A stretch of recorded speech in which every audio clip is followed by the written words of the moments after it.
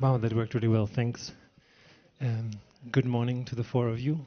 I'm super happy that we're here. Check quickly that the microphone is on. I don't have a mic. Check 1, 2, 3. Hello. Would you pass? Do we have another mic? Test, still That's working. my normal voice. I know it's the end of DE and I, but that I Hello. didn't get a mic was something I wasn't aware of yet. Cool. Yeah, we will share, no worries. Thanks. Well, good morning. My name is Philip Stellick. I'm a general partner at Earth Capital, where we invest in climate tech startups. And I'm super happy to be here with a wonderful panel of people who actually actively work on scaling climate technologies and scaling climate interventions worldwide. And super happy to go into this conversation with you. And first, I want to just get a quick show of hands. Who here is actually working in sustainability or climate tech in one way? All right, welcome. So you probably know a few people in the room. Great. I'm just going to say a few words about your backgrounds individually, and then we dive right back in. So I'm super happy to have you, Chad, here. Chad Frischman is the CEO and founder of Regen Intel, a global advisory and education platform supported by a network of system thinkers to create a virtuous cycle of regenerative intelligence. And Chad is also the founder of the Global Solutions Alliance and the co-creator of Project Drawdown, which some of you might know. So super happy to have you. Great to be here. We have Janal Surti, the co-founder and CEO of Epoch, where they work with millions of agribusinesses around the world to monetize the environmental stewardship of their land. And Janal has 10 years more than 10 years experience in payments and supply chains, previously at Ripple, and also bringing affordable payment rails to the global south that way. And we have Henning Rath, who is the Chief Supply Chain Officer and Managing Director of Anpal Group since 2020. And Henning is responsible for procurement, logistics, material planning, hardware development, supply chain finance, and quality management, so everything around the supply chain. And in addition to his work as MD there, Henning is also a member of the advisory boards of many other companies, also including solid-state batteries and transportation. And we have Saskia Bruiston. She is the partner and co-founder of Carbon Equity, so co-founder international of Carbon Equity. And Carbon Equity is a platform enabling impact investors to scale and democratize investments in climate solutions. And prior to that, she co-founded Yunus Social Business together with the Nobel Prize laureate Professor Yunus. And through Yunus, she also empowered millions of people with essential services like healthcare and education. Thank you for being here. So we have a broad background from supply chain to finance to supporting others in doing the work. And I want to get started, maybe talk a little bit about the work that you do and how that directly relates to scaling climate technologies. And maybe we just do, for the first round, we just go down the line here. To your left. Okay. Hi, everybody. Great to be here. And thank you for the invitation to join you here. Thank you for the invitation to join you here. So Regenerative Intelligence is a global advisory where we work with different organizations to find the right system of solutions to invest in or to implement at scale that have a cascade of benefits that multi-solve for climate, sustainability, and regeneration. So when I think about climate tech, I think about not only its effect on the atmosphere, but what are the other kind of benefits that come along through the implementation of these solutions that can affect and not only a financial return for investors or for businesses that are implementing them, but also on human well-being, our planetary well-being. How does climate tech also have an impact on biodiversity, human health, etc.? And so we work with organizations like the World Fund, one of our founding clients, largest climate tech VC, and we evaluate potential portfolio investments that they are coming into the portfolio. We look at their climate performance potential, but we also evaluate their sustainability performance potential, their regenerative performance potential.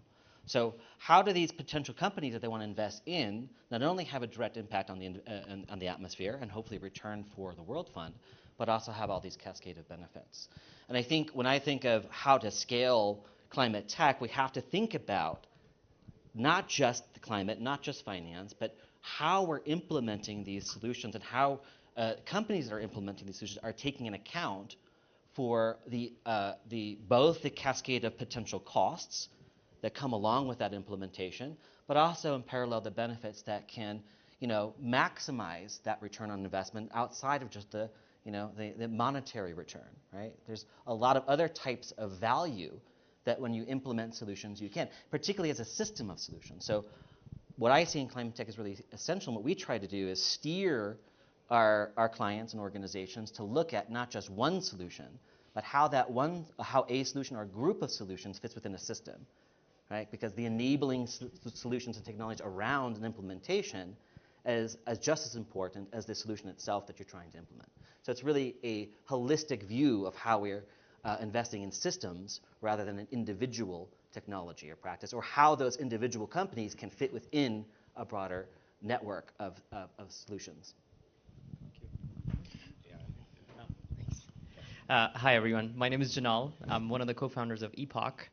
As Philip mentioned, we work with the producer side of agricultural commodities. So we're an environmental monitoring and decarbonization platform for global agribusinesses that primarily produce raw materials and commodities like rubber, timber, cocoa, coffee, soy. So some of our customers include the largest producer of palm oil in the world, one of the largest producers of coffee in the world. And what we do with these businesses is we implement a scalable monitoring technology in their plantations at any scale, so it doesn't have to be a very large producer. But we help them monetize those environmental metrics. And that comes in a whole kind of host of different incentives, sometimes directly from buyers, sometimes from governments, sometimes in the form of financing from development banks, sometimes in the form of aid money if there's a direct farmer incentive involved. So basically we're helping a lot of these commodity producers actually earn an extra revenue stream on top of the product that they're producing. We think starting at that end of that supply chain is the most powerful, because that's really the land use conversion doesn't just have a climate impact, it has water impacts, it has biodiversity impacts, and so on. And if you help them drive positive impact there while making more money, there's a win-win in the entire supply chain and in the broad ecosystem. Thanks. Yeah, warm welcome from my side. My name is Henning. As Philip mentioned, I'm the MD and Chief Supply Chain Officer of NPAL. NPAL right now is a 7-and-a-bit-year-old company.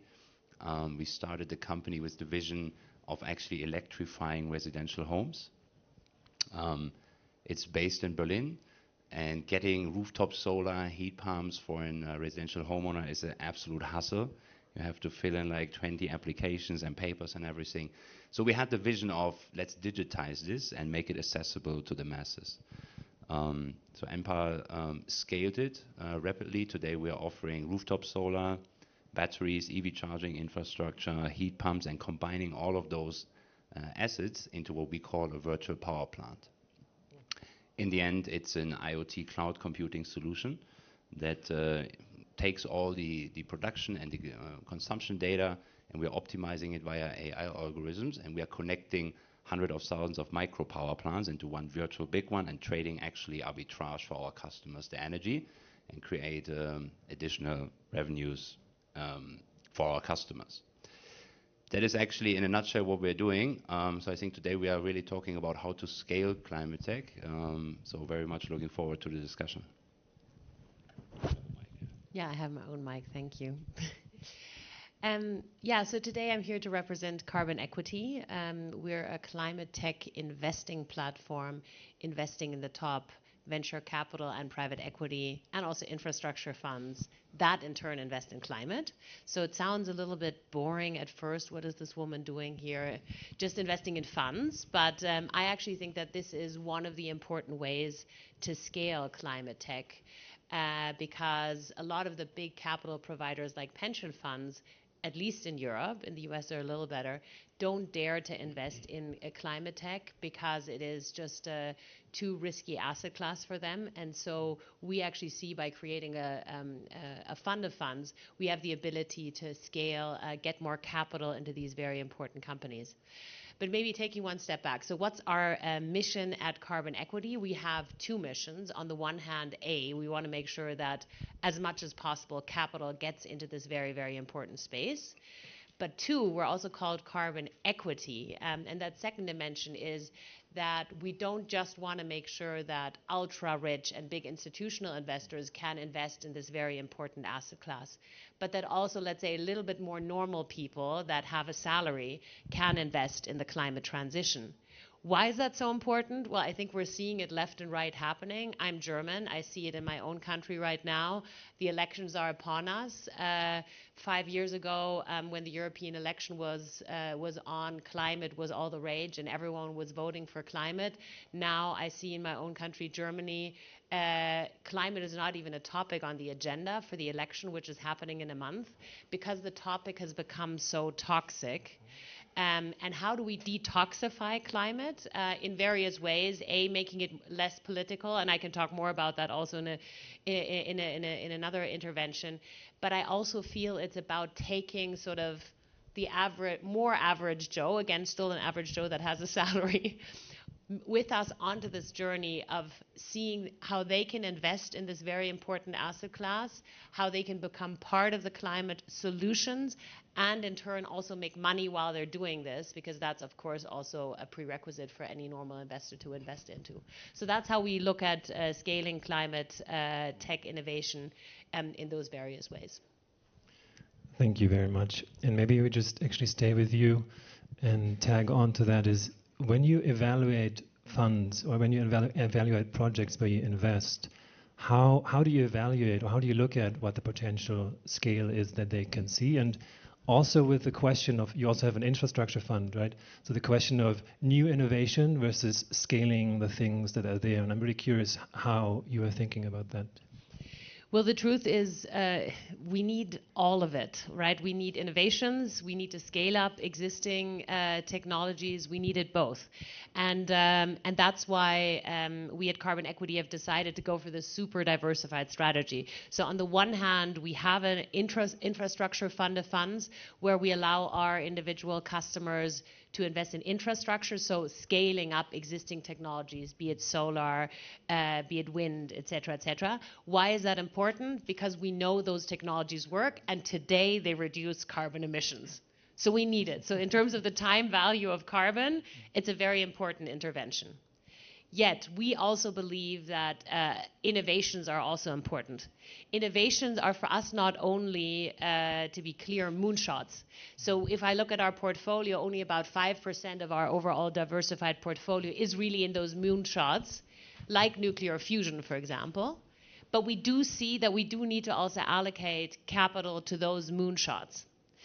The majority of our portfolio is in technologies that are in commercialization, so with positive gross margins that are building their first larger commercialization, not their first, but their commercialization larger factories, production units, and the second part in earlier innovation. That's where we have the bulk of our portfolio.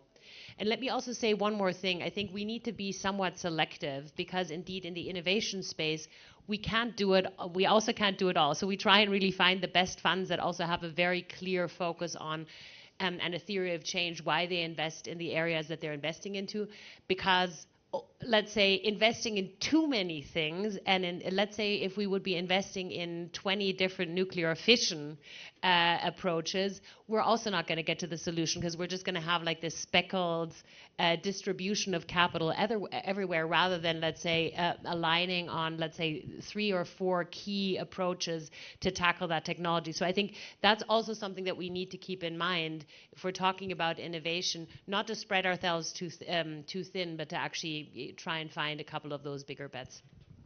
Thank you. How is that for you, Chad? Like, you see a lot of different companies, projects, funds that you advise. How do they look, or how do you support them in selecting what actually can scale? And also there, the question versus what exists today, can we scale it enough? It might not be enough, but how do we weave the innovation part in that? Yeah, I mean, it's a good question. I mean, obviously, in 2017, we published a book called Drawdown, the most comprehensive plan ever proposed to reverse global warming. We listed a bunch of technologies and practices there. And what we saw previously in terms of investment into climate tech, we saw a very, very small amount, pretty stable, linear, year after year, kind of grow a little bit. When we published that book, you saw a massive scale in investment. You started to see a growth in investment from our book, but also many other frameworks that were released subsequent to that. Now, why is that important? Because just understanding that these technologies and practices exist today allow us to unlock the investment to implement them, right? And we get caught up in trying to innovate for the next thing, something new. And I think we do need these moonshots. But we need to be innovating those technologies that already exist today. We need to make solar more resource productive, more efficient, more effective, using less materials to produce the same amount of generation. We need to think across our electric vehicles, our batteries, things that already exist, we know work today. How do we innovate the hell out of those technologies? And this is what we try to work with our clients on, is how do we measure and map the potential for innovations to within these existing solutions we already know work, to be more effective, more productive. And I don't think that's in the discussion enough. We want to see the next big thing, whether it's a moonshot or it's a new technology or this. But how do we innovate what we already know works, and direct a lot of that funding there? And I think that's where we're going to see even more scale, because we need to see those, renewable energy. We have a very short amount of time in our carbon budget, a very short amount of time to change things. We have to change things dramatically. We don't have time to waste on what's the next thing. We have to be thinking about how do we make what we already have know work be more effective. And so this is what we do at Regen Intel. It's what we did at Drawdown. But with Regen Intel, the other thing is stop talking about climate tech, right? That sounds really, it's really crazy for me. Welcome to the panel. To say, right? What do I mean by this? Because it's a niche, right? And we talk about climate tech, and it is a political, becoming more and more politicized, and we're seeing it start to taper off. This is why we talk about the cascade of benefits. Let's use other words for it, because these are the same sets of solutions that help us solve the climate crisis, yes, but they also help us solve the poverty crisis, the biodiversity crisis, the human health crisis, the air pollution crisis. So whatever lens that you want to approach this, we can be using the same sets of technologies as systems to achieve our outcomes by using different words that matter to different audiences. I spoke all that last year. The United Nations asked me to go and speak to UNICEF about the refugees. How do we take how do we find the same sets of solutions to the refugee crisis and to children's health outcomes in the future? It's the same set of solutions as our climate solutions. So how do we scale?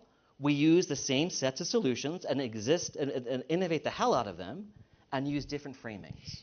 Chad, can I just come in there? Because this is also one of those things that I'm really seeing here in Davos, that the debate is shifting, right? We're now in the new golden era of Trump. And I actually think the things that you were just saying, we need to use different language, I fully agree. But the language that I would start using is less this crisis, that crisis, because that still appeals to our humanity of actually wanting to solve a problem. That's not how, let's say, the zeitgeist is these days, in my eyes. I'm feeling that the zeitgeist is now to talk about self-interest. Yeah. And I don't even mean just living on the planet. I actually mean we need to talk about energy independence, our geopolitical needs. Absolutely. That's the language that currently in the zeitgeist is being understood. So yesterday evening I was speaking at a dinner, and it wasn't called climate this, climate that. It was again called transition finance, right? So I think it's actually, we need to talk about those things that are more geopolitical, that fit into the Trumpian zeitgeist, and only then we will ensure that we'll have that survival of the greenest, hopefully, rather than just the survival of the fittest. Yeah. Thank you for that. I think maybe if I don't want to crash the panel, but 100% agree with that, because in the end, climate change and climate tech is a business for 8 billion people, right? So we need to bring it into the masses that this is a business model that is actually very attractive. You know, in Germany, I always get feedback from governments, and they ask me, Henning, what is your plan? Well, how much subsidies you need? I said, nothing. Let's talk about it. Let's talk about it openly. It's a business model that works. So let's find it and bring it into the societies that make people understand it is not additional money we spend. We are actually saving money and saving the planet. As you already picked up the mic, actually I wanted to pose a question to the two of you, Dinal and Henning. Specifically, as we're in this transition, and as there's national interests are rising, and as we're sailing past 1.5 degrees already much sooner than we planned, how do you see supply chains changing? How do you see supply chains have to change? Like on the agriculture side, but also for you in NPAL, how do you produce, how do you source, how do you deploy?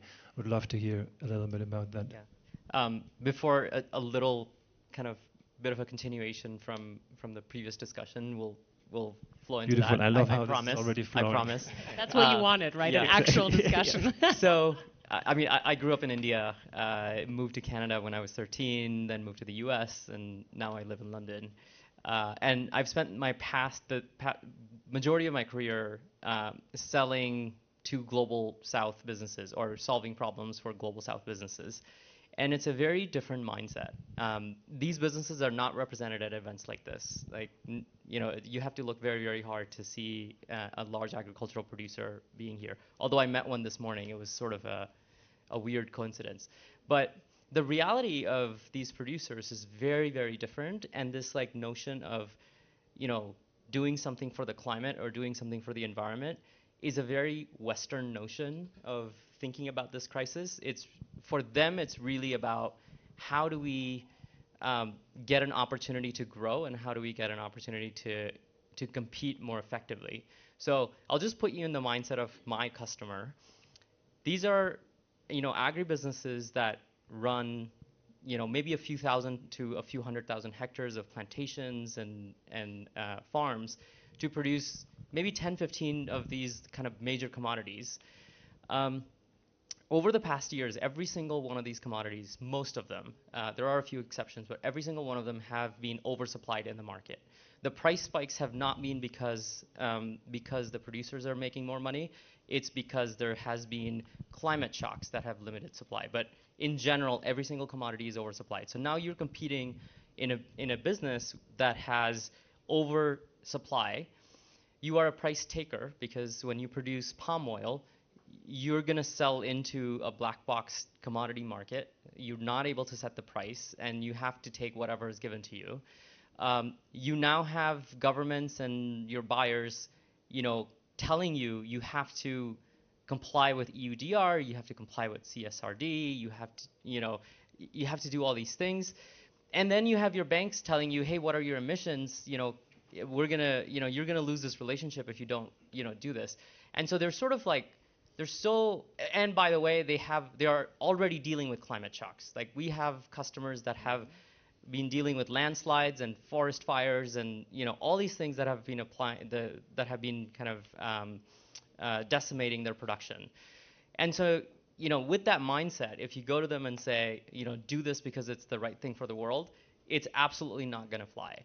So what you have to go to them with is, here's what you are already doing to counter all this, but in you doing that, there is a business opportunity for you in an extra revenue stream, or access to cheaper capital, or longer term contracts from your buyers, or just a differentiation in your product.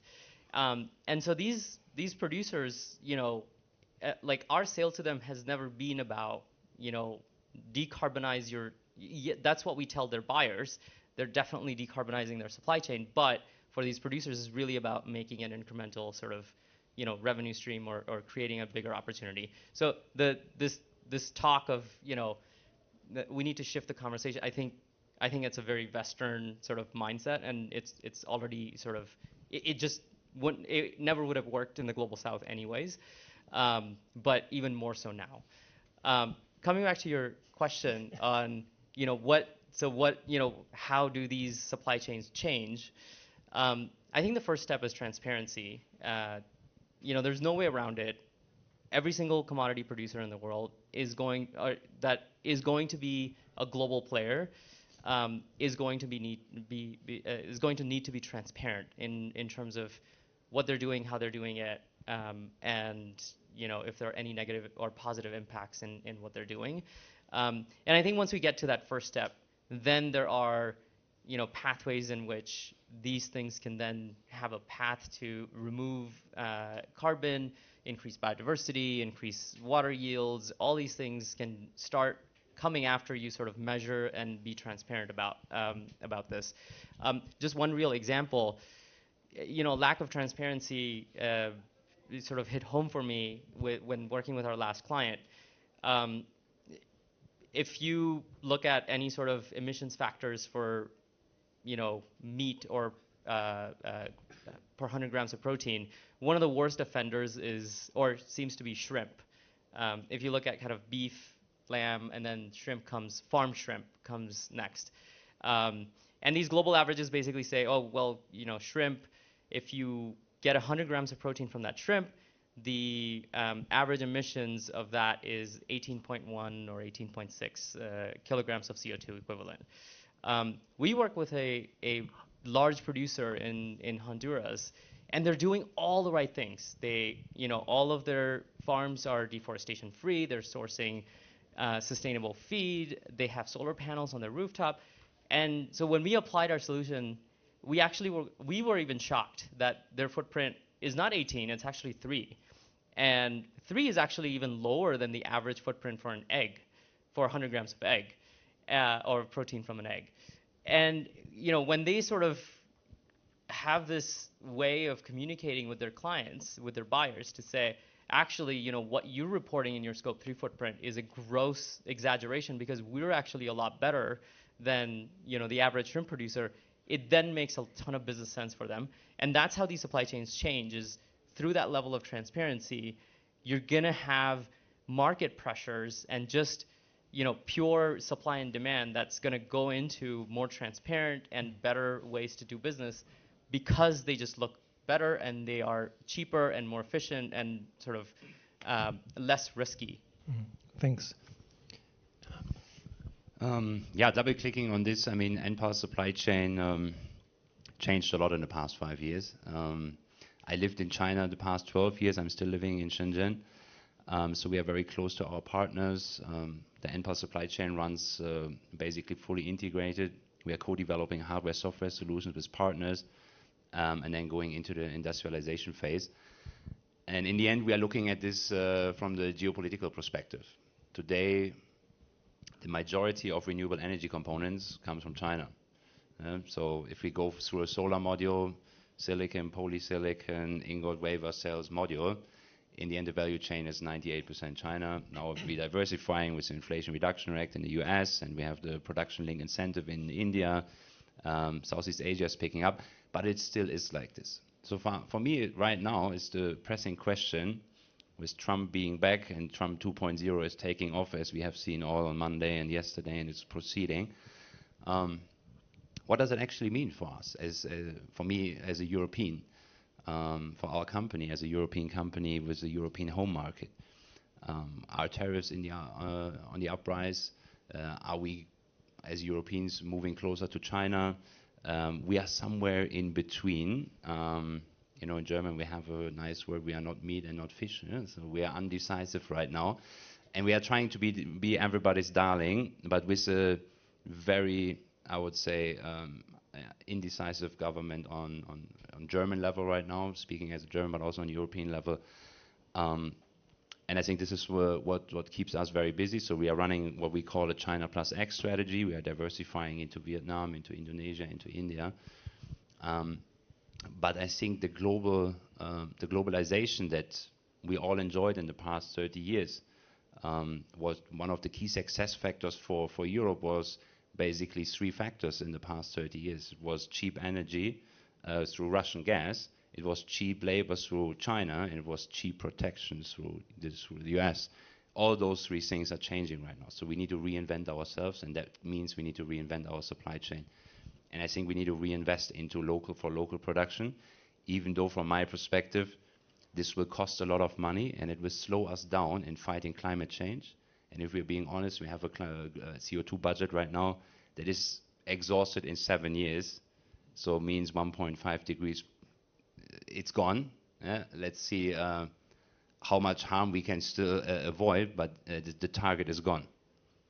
And whenever we are talking about right now relocation of production capacities, massive investment, first of all, it means we are slowing down the transition. And in China right now, we have on the PV module side, we have a production capacity right now.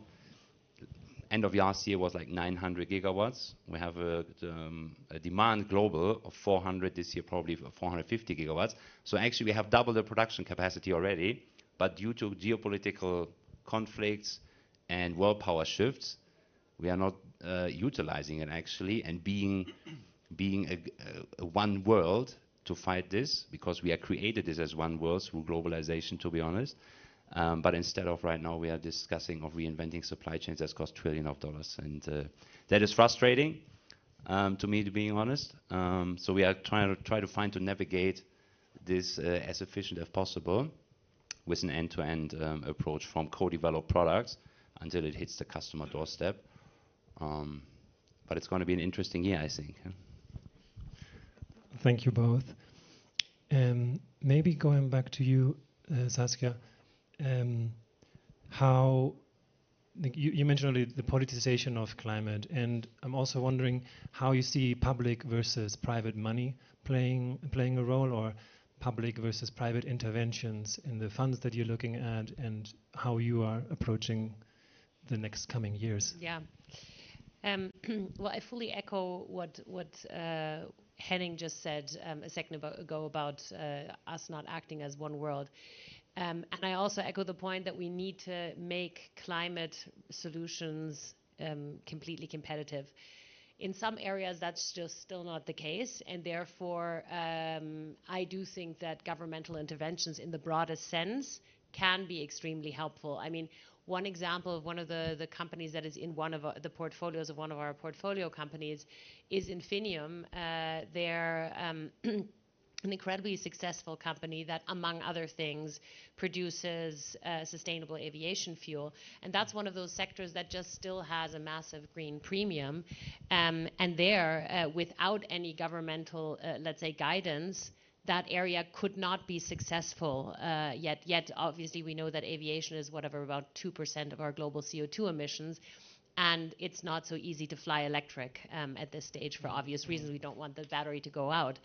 So this company, for example, was successful because they got a massive offtake agreement from British Airways, because the British government has now committed to, I believe it's 10% of SAF has to go into the kerosene by 2030, and has given a very, very clear guidance that this is the way it is. And so they were able to also raise like more than $500 million off of that agreement, which allows them to scale. So this is where I think one way of sort of like regulation guidance can be relevant. The second element is, well, in Europe, we do see we need also public funding to go to back the venture capital funds, and we see too little of that. Of course, we've seen that the European Investment Fund has been much more active and is basically backing pretty much every climate tech fund it feels.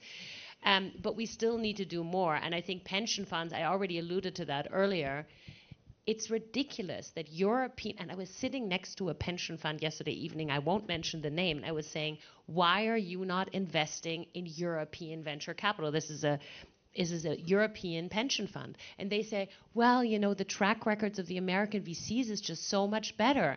And I'm like, okay, but like Fair. you Yeah. should, I mean, Know they that, are, heard and that. I'm not saying they aren't. And we should all, as a diversified investor, also invest in the US. I don't want to say that, but if I'm a government person, or if I let's say, represent the money of people living and working in Europe, you would think that there's also an interest of those people to invest in the decarbonization of this continent, which is also going to be the USP of this continent. And if not, we are just going to deindustrialize, and we're going to be whatever, a luxury goods provider and a tourist destination, which is not going to give us the same kind of level of wealth that we want, and also not the leadership that the world actually needs from Europe right now, because there is a certain value set that we have here that we need to continue to uphold.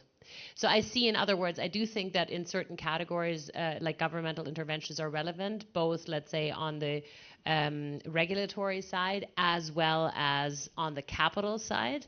I will say one maybe controversial thing in Europe, we've obviously been pushing very much also the CSRD. This is more on the corporate side rather than on the for the climate tech startups. And this is something that I think is very important, yet perhaps here and there we've gone a little too far in terms of the alphabet soup and thousands of KPIs that companies have to report on. And we actually need to focus on the essential topics. And for me, climate and climate-related KPIs are very essential. We need to make sure that they stay front and center in the CSRD, because I know it's being reviewed as we speak. Maybe if I add one more sentence, what we wish really from government is clarity. Yeah. We as NPower, we are deploying heat pumps right now in Germany. There's a massive subsidization program going on. 75% of the total cost you will actually get as subsidies from the German government. The issue is, whenever the government is changing or there are different forces pulling, how to plan in this clarity, how to make business models, how to innovate products in 3, 4, 5 years time period. And I think this is what we wish really for. It's a global problem. We need globalized clarity for businesses to invest, for funds to invest, for allocate capital and human resources. Thank you. I want to go back to Chad for a moment.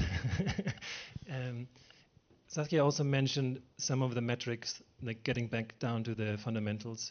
Obviously, the 1.5 degree target was something for 2100. I can't even say the number, it's so far away. And yet we're racing past this right now. And I wonder, from your perspective, also working on drawdown and all the frameworks that you work with, what are actually metrics that we as a climate tech or innovation community should pay attention to, also in the short term, because such a far out target that's just really far away and hard to grasp. Like what can we measure ourselves against as we go over the next first Trump 2.0 and then beyond that? Well, I mean, it's a good question, and I think it's not that far away a number. We experienced it this year. Last year we've already passed 1.5 degree. But what that means, and I think it's really important to note, because of course in the media and how we communicate things and the language we use, we're assuming that 1.5, we've passed it, we've blown past it, we're not going to be able to achieve our 2100 target. But the reality is if you are a scientist and you dive into the IPCC reports, you'll actually understand that most models for over a decade have already shown that overshoot. We already knew that we were going to go past 1.5 degrees. We already knew we were going to go past 2 degrees. And almost all of those models that the IPCC, most of them, I'd say about 80%, and we actually have a atmospheric physicist in the room here as well, who can probably correct me, but I'd say about 80% of them already show an overshoot and did well before we published drawdown. So the concept of drawdown, the concept of global cooling already existed, and it was built into the scientific community from day one. But y'all probably didn't know that. How many people knew that? I only know because you told me last week. I told you last week, right? So what I mean by this is, though, it feels like a far off number, and it is a far off number. We're experiencing it last year. We breached that, and what that means is that it's happening faster than we thought, a hell of a lot faster than we thought, and that's where it becomes that level of urgency. So I think the metrics we have to measure is how fast we are actually implementing the technologies that have a direct physical response, physical impact on the atmosphere, period. Because if it doesn't have a direct physical impact on the atmosphere, we're wasting time. And every 0.01 degree, and even we've assessed with the Trump, there have been assessments of the new Trump policies and pushing out, pulling back some of the policies from the Biden administration. They have estimated 0.04 degrees higher from just those. And a reporter asked me yesterday, does that matter? It matters. It doesn't seem like it matters, but it matters. So every measure yourself against every estimated 0.001 degree higher. That's what you should be measuring your investments on. Because if you were not investing in directly in the physical realities of our natural environment, that's not the main measure of this, then we are in a crisis. And I'm sorry I said we are in a crisis. But if we shift that into an opportunity, this is what I was going to go with in terms of language. Yes, we have to sit with the reality that we are in a crisis. It's urgent. We've broached the 1.5. We're going to reach that 2 degrees faster than, again, the IPCC scientists already predicted we were going to reach and have to go to overshoot. We have to move farther, faster than ever before. It's a crisis. It's right in front of us. But let's switch the narrative and talk about the many opportunities that are available. The opportunities, no matter what space we're operating in. So I'm not saying, this space, obviously you should keep talking about climate tech, and I'm still going to work with climate tech investors and so on. But when we're seeing the opportunities in different spaces, we can really measure how we're having an impact based on the physical realities of how these technologies and products are actually operating in the world, right? And I think we talk a lot about innovations and digitalization and the latest AI and stuff, but we have to figure out how to invest in those real. We actually have a hardware guy right here. Actually, Sebastian. And we have to be investing in real technologies that have that physical reality, and we're not. We're not investing in them fast enough, not even near fast enough. So, yeah, keep doing. That's the #1 metric. Yeah, that's where Henning comes in. You can jump in. Thanks, Jan. We only have 5 minutes left, so I leave it up to Philip. Let's take the last 5 minutes just from each of you. I wonder, what is one thing that you think is not talked about enough? Like, we talked about a lot of the things that you're working on, like the 1.5 degree overshoot, for example, is something I learned, and I would just love to close with, like, what is one thing that maybe this audience or maybe somebody's looking at the recording at a later point that they should take, that you think this is not vocalized enough, or this is not in people's minds enough? You want to start? I want to start. Okay, then we go and we end What's with you, not Saskia. vocalized enough, even though some of us have been saying it for a very long time, is that there's an $80 to $100 trillion trillion dollar return on investment in the system of solutions that solves the climate crisis. And guess what? It's the same system of solutions that solves the biodiversity crisis and all the crises, the polycrises that we are living in today, right? $80 to $100 trillion return on investment over a 30-year period using conservative financial estimations. We're not even incorporating risk. Not talked about enough in the investment space. It's a win, win, win, win. I call it the duh factor. We should be investing in it because it makes financial sense. I'm not a profit guy. I'm not a profit maximum. You probably know that. You probably got a sense of that. But if you are, this should be a system you invest in because you will make a return on investment and you'll be thriving, you'll be future-proofing your portfolio for 30, 40, 50, 100 years into the future. It just makes sense. Thank you. Very much echo that. In fact, I was going to make the point. The one thing not talked about is the role of capital markets in this. And if you had the right KPIs against your investments, your fixed income, your equity investments, what is it actually doing to the world, and what are the externalities and the costs that are sort of built into those investments? If those came out, in the allocation phase, then this would be a very, very clear solution. And fixed income markets can move really, they can really drive a lot of impact here. Our customers worry less about their shareholder price, their equity value. They care a lot about their banking relationships and their loans. And if the bond markets decide that these are the the metrics that they want to care about and the risk factors that they want to care about, I think this becomes a very, very easy transition. And that's not talked about enough. Thank you. From my point of view, as I mentioned already, it's a global issue. And I think the people in this room obviously are in climate tech, and we are in some sort of a silo. We believe everybody probably has the knowledge and the discussion that we are having. That's not the case. So for me, it's really important that the majority of this world understands that we have a climate crisis, and that the climate tech we can deploy is a business model that actually creates value for the world, and it's not something to seen as a burden. And I think that is what we as a society, it's very easy to complain about governments, but it's not a solution.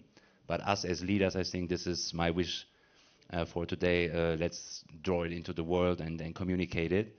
And I think talk about this more. Well, I'll end on a little bit more negative note. I mean, to be very honest, we're in our bubble, and I think everyone in this room, we're all convinced we have to invest more in climate tech, and I think we all know that, and so on. But I can tell you again, I was at a dinner with very, very large investors yesterday night, and I heard people say again, and those are, rational people, oh, you know what, we're actually starting to invest in fossil fuels again, because if I wasn't in fossil fuels the last, let's say, 2-3 years, I actually didn't make my return benchmark. And so I heard those people making those statements again. I also heard people question if we really have the urgency, because they were questioning the tipping points that you were just alluding to, that that if we're overshooting, that we will run into tipping points like oceans getting much higher and in a much hotter in a much faster way than we actually thought, etc. And if you believe that the tipping points are not real, then you can just say, okay, we're going to overshoot. We're going to be at whatever 2-3 degrees, and then at 2100 we'll be back down, because we're then going to nuclear fusion our way out of it or geoengineer ourselves out of it. And to be honest, I can see that rational logic, especially if you don't want to care. But for me, that is a very high-risk strategy, and I don't want to screw around with our planet, because we don't actually know if we can geoengineer or nuclear fusion our way out of it. So I think that, I just wanted to share that people are starting to doubt or starting to speak more openly in this Trump era about those, let's say, acceleration moments maybe not being as real as they are. And so that brings me back to now the more optimist note. I think there's a number that's floating around that we need something like $9 trillion a year to invest into the climate transition. So that sounds like an insane amount of money. But we at Carbon Equity, as you know, also get a focus on getting capital from private investors. And there are currently 177 trillion in wealth in the hands of mass affluent. I don't even talk about high net worth individuals, because that's much more. So again, let me get those numbers. We have 177 trillion in the hands of the mass affluent, so normal people making salaries, etc. That's a massive amount compared to the 9 trillion only that we need every year now over the next decade or so to invest into this climate transition. How can we just mobilize that capital? We're one of those ways of doing it. And I'll add you one additional thing. There is, from the 177 trillion, there is 68 trillion now transitioning to the next generation, so the millennial generation. And I think we've all, complained about the millennial generation left or right, how they don't want to work and stuff like that. We've had that discussion. But one thing that we can agree on is that this group is more, let's say, in tune with climate, and that they want to do something with their money, that they think that money is more than just a tool for making more money, but a tool to actually make a difference. And so that 68 trillion, if we don't believe it's the 177 trillion in mass affluent hands, then maybe we can believe in the 68 trillion that are in the hands of the millennials, that will hopefully invest more into the climate transition because they believe that this is something that their money should be doing. That's the optimist note. Thank you to the four of you for giving your time and sharing your experience and your wisdom and your optimism and your pessimism and your realism. And thank you to all of you for coming for the session. And there will be another session after this. So if you want to stay for that, you can. And if you're not staying, let's move out into the hallway so we're not disturbing the follow-on discussion. Thank you very much. Thank you.